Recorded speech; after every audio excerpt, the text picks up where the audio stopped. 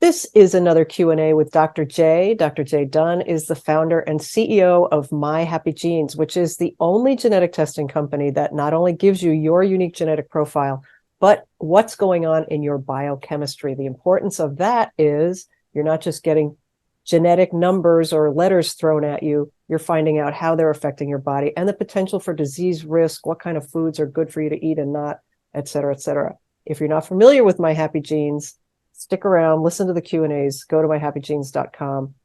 It's my favorite gene testing company. We have a good question here about food addiction, which I'm sure a lot of listeners and watchers can relate to, whether they know somebody or they're actually struggling with it.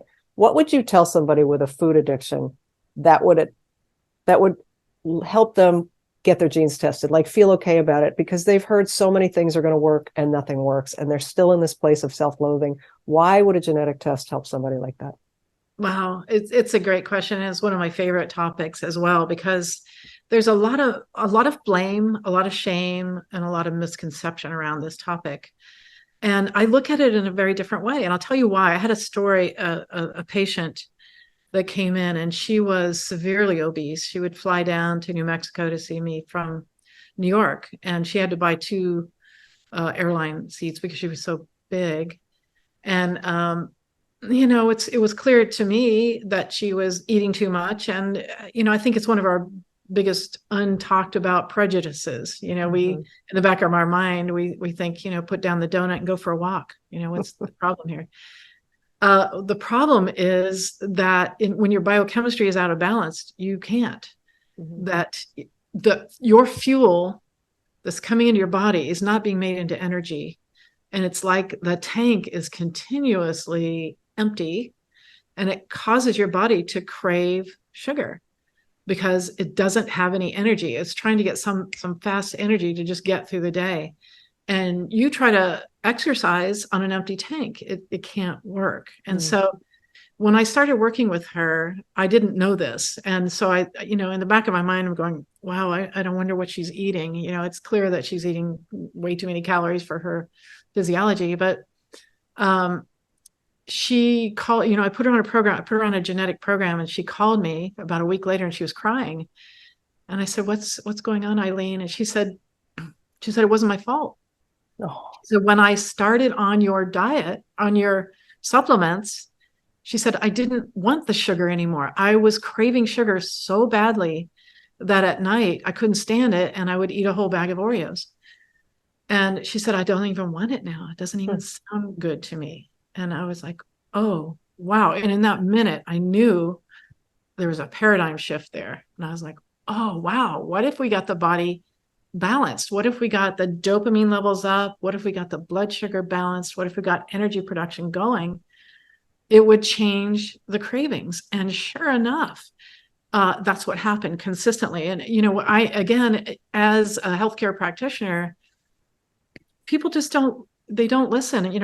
I would tell people, you need to cut down on the sugar. And they're like, okay, but can I still have my cookies? Like, wait, there's number one, there's an education problem. Number two is, they won't do it because the cravings are so bad, and the brain is telling you, I want this food and I want it badly. And I'm like, why? And so my question has always been, why? Why would they want that? Because it's bad for them. This is no secret that sugar causes you to gain weight, and it's bad for you. It can lead to diabetes, etc. Why don't we just stop? It's not that simple. And consistently then I was like, okay, well, what could be causing that? So that's when we started looking at the biochemical pathways, upregulating the body's ability, the metabolism essentially, to turn food into energy, and those cravings consistently would go away. And so now when somebody comes in and they say, I'm craving chocolate all the time, I'm like, why? Not, you shouldn't, because that doesn't work. The blame, the shame, that doesn't work.